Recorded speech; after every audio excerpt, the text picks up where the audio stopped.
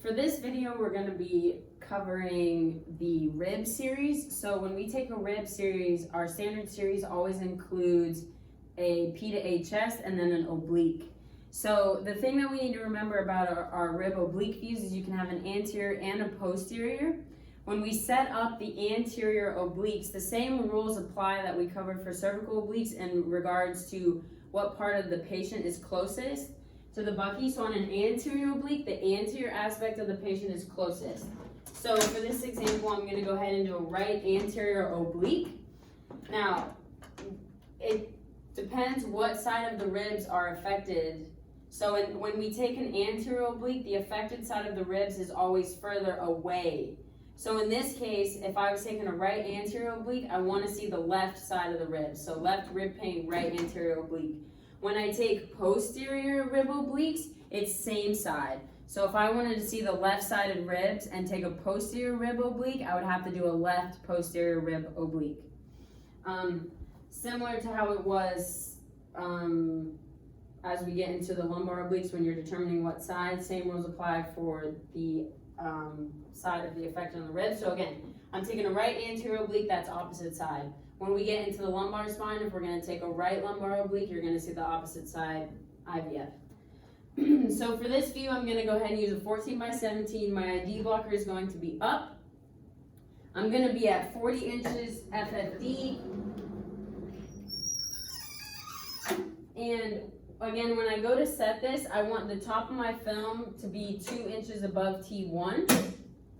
And then I'm going to match my central ray to that. So we're set up right there.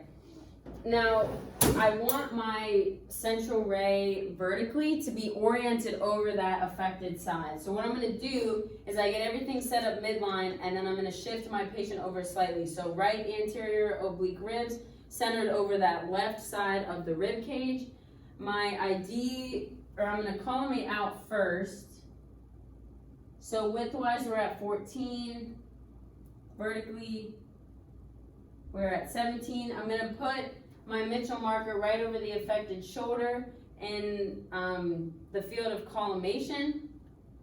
So that's the setup there. The last step that you need to do is you need to get the affected side arm out of the way. So you can do what we call a Marilyn Monroe pose, where the affected side arm goes up over the head and the other arm goes on the patient's hip.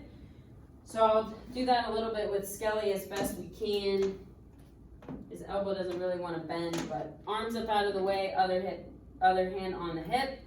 That just moves this humerus from overlying that affected side. There's no tube toe with these. I want the patient to take a big deep breath in and hold, don't move.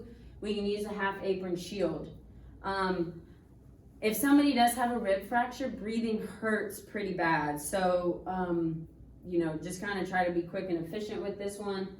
So that's a right anterior oblique ribs. If I was going to do the left, it would be just the opposite. I'd be centered over the right side rib cage. And then I want to go ahead and put a left marker right there. And then in this case, the Skelly's right arm would go over his head. So that is the anterior rib obliques. If I want to go ahead and do a posterior, so I'll set Skelly up for a right posterior. Now I want my central ray to be centered right over the right aspect of the rib cage. I put my marker there. His right arm would go up over his head, left arm on his hips, and then we're oblique still, 45, so then take a big deep breath in and hold. So that's the right, and then again, I'll just show the left. We're repetitive, but it helps it stick. So we're going to be left posterior oblique over that left aspect of the rib cage.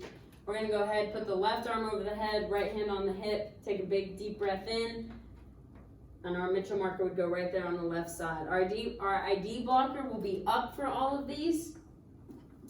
Breathing instructions are all the same. We're going to go ahead and use a half apron lead shield. The accessory view that we can do for this one, because don't forget we did a P to A chest first for this patient, because if they have a rib fracture, we have to check for any consequences that happen to the lungs. So our accessory view for this one is going to be an AP Below Diaphragm. So this is normally done supine, which I will show you a setup of that after this one, but since I have Skelly standing, if the patient cannot lay down, you can go ahead and do it with them standing up. So I want to still use a 14 by 17 cassette. However, I have to go ahead and put it crosswise. My ID blocker will go up. I will lock it in. I'm going to use the bottom of the film, and I will match that to the top of Skelly's iliac crest. So we're lined up there. I'm going to be at 40 FFD.